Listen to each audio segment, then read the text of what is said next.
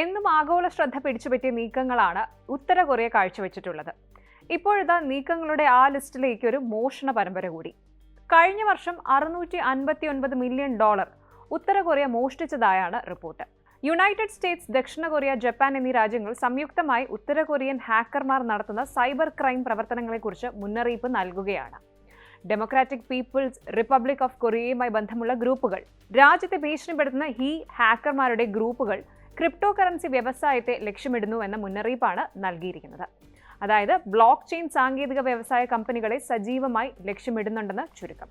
ഏറ്റവും പുതിയ വിവരങ്ങൾ അനുസരിച്ച് കുപ്രസിദ്ധമായ ലാസർ ഹാക്കിംഗ് ഗ്രൂപ്പ് ഉൾപ്പെടെയുള്ള ഈ ഗ്രൂപ്പുകൾ 2024 മാത്രം $659 മില്യൺ മൂല്യമുള്ള ക്രിപ്റ്റോ കറൻസി മോഷ്ടിച്ചു എന്നാണ്.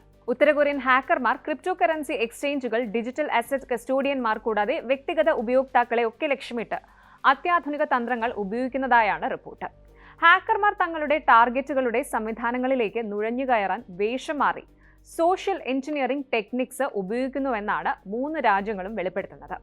സ്വകാര്യ മേഖലയിലെ സംവിധാനങ്ങളിലേക്ക് പ്രവേശനം നേടുന്നതിനായി ഈ ഹാക്കർമാർ ചിലപ്പോൾ ഫ്രീലാൻസ് IT ജീവനക്കാരായി വേഷപ്പകർച്ചയും നടത്തുന്നു.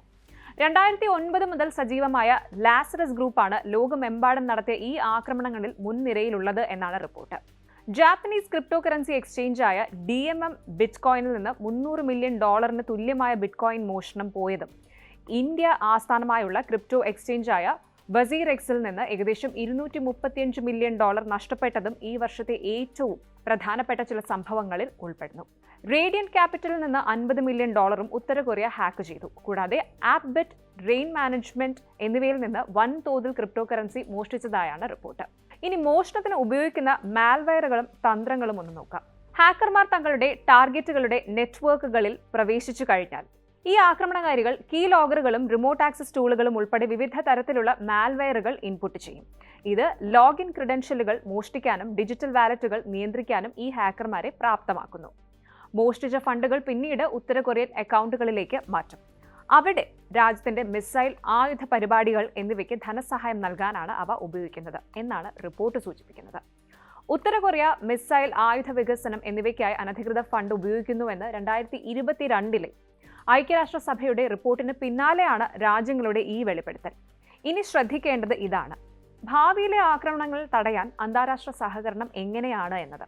US, ദക്ഷിണ കൊറിയ, ജപ്പാൻ എന്നിവയുടെ സംയുക്ത ഉപദേശം സാഹചര്യത്തിന്റെ ഗൗരവവും സ്വകാര്യ മേഖലയിൽ നിന്നുള്ള കൂടുതൽ മോഷണങ്ങൾ തടയുന്നതിനുള്ള പ്രതിബദ്ധതയുമാണ് അടിവരയിടുന്നത്. മോഷ്ടിച്ച ഫണ്ടുകൾ വീണ്ടെടുക്കുന്നതിനും ഉത്തര കൊറിയയുടെ വിവാദമായ ബാലിസ്റ്റിക് മിസൈലുകൾക്കും വൻ നശീകരണ ആയുധ പരിപാടികൾക്കും ധനസഹായം നൽകുന്ന അനധികൃത വരുമാനത്തിലേക്കുള്ള പ്രവേശനം വെട്ടിക്കുറയ്ക്കുന്നതിനും സർക്കാരുകൾ ഒരുമിച്ച് പ്രവർത്തിക്കുന്നു. ഉത്തര കൊറിയയുടെ നിയമവിരുദ്ധ പ്രവർത്തനങ്ങൾക്ക് സാമ്പത്തിക സഹായം നിഷേധിക്കുന്നതും ഇതൊക്കെ നിഷേധിക്കുന്നത് വഴി ആയുധ വികസിപ്പിക്കലും കൂടാതെ ആഗോള സുരക്ഷാ ഭീഷണി നിലനിർത്താനുള്ള ഉത്തര കൊറിയയുടെ കഴിവിനെ തടസ്സപ്പെടുത്തുക എന്നതാണ് യുണൈറ്റഡ് സ്റ്റേറ്റ്സ്, ദക്ഷിണ കൊറിയ, ജപ്പാൻ എന്നീ രാജ്യങ്ങളുടെയൊക്കെ ലക്ഷ്യം. US കമ്പനികളിൽ നിന്ന് പണം തട്ടിയെടുക്കാനും പ്യോങ്യാങ്ങിന്റെ ആയുധ പരിപാടികളിലേക്ക് ഈ പണം മറിക്കാനും ലക്ഷ്യമിട്ടുള്ള ദീർഘകാല ഗൂഢാലോചനയുടെ ഭാഗമാണെന്ന് ആരോപിച്ച് കഴിഞ്ഞ ആഴ്ച സെയിന്റ് ലൂയിസിലെ ഒരു ഫെഡറൽ കോടതി 14 ഉത്തര കൊറിയക്കാർക്കെതിരെ കുറ്റം ചുമത്തി. ആരോപണ വിധേയമായ സ്കീമിനെ കുറിച്ച് കൂടുതൽ വിവരങ്ങൾ നൽകുന്ന ആർക്കും $5 മില്യൺ വരെ പാരിതോഷികം നൽകുമെന്ന് US സ്റ്റേറ്റ് ഡിപ്പാർട്ട്മെന്റ് പ്രഖ്യാപിച്ചിട്ടുമുണ്ട്.